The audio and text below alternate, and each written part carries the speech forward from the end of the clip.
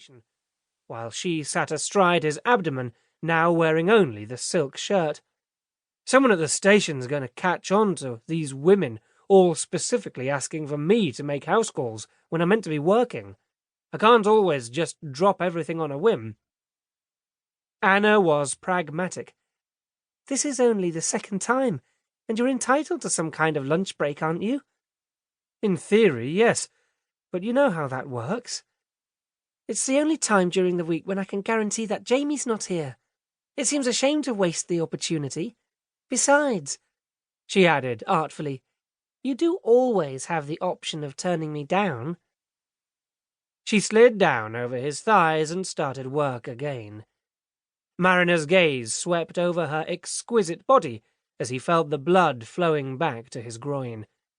She'd put on a little weight since he'd first known her, rounded out a little, but all that had done was make her more irresistible. Oh, yes, he said, as if she'd pointed out something new. In truth, he was a little afraid of what might happen if he did decline these invitations. Anna had saved his life. Well, his sex life, anyway. Single-handedly, as it were, she had resuscitated his seriously ailing libido, and now, to paraphrase Harold Macmillan, he'd never had it so good. Added to which, she was bright, she was great company, and he liked her.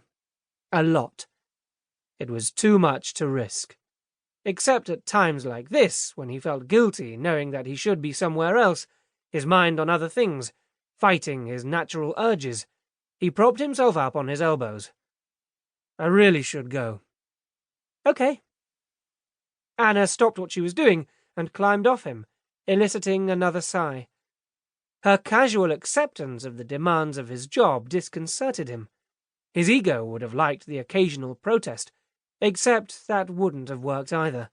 It never had with previous girlfriends, and Anna didn't have time to get hung up on what may or may not be commanding his attention.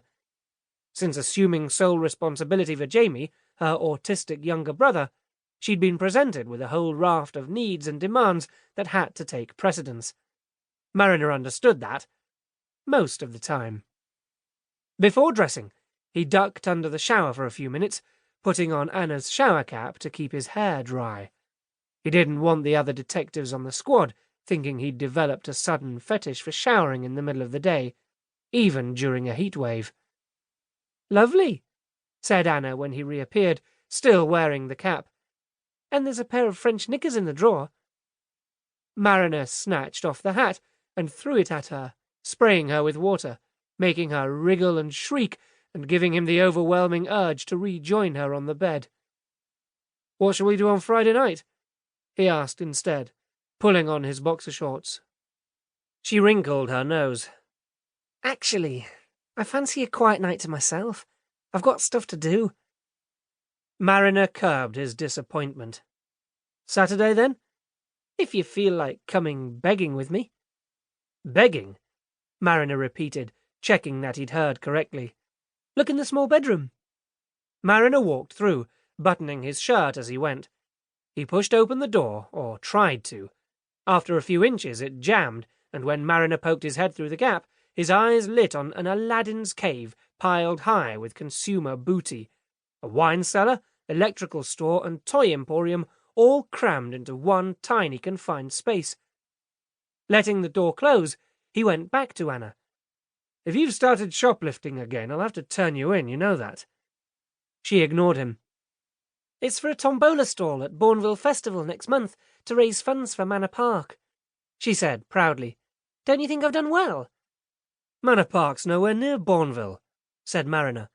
The festival was a local event held in the grounds of the chocolate factory, not 2 miles away, whereas Jamie's respite care facility was located a good 6 miles out of town, in the wilds of the Worcestershire countryside. It doesn't matter, apparently. We're a registered charity, so they're happy to accommodate us. All we have to do is find a day's worth of prizes. We? Simon's helping me. Oh, great.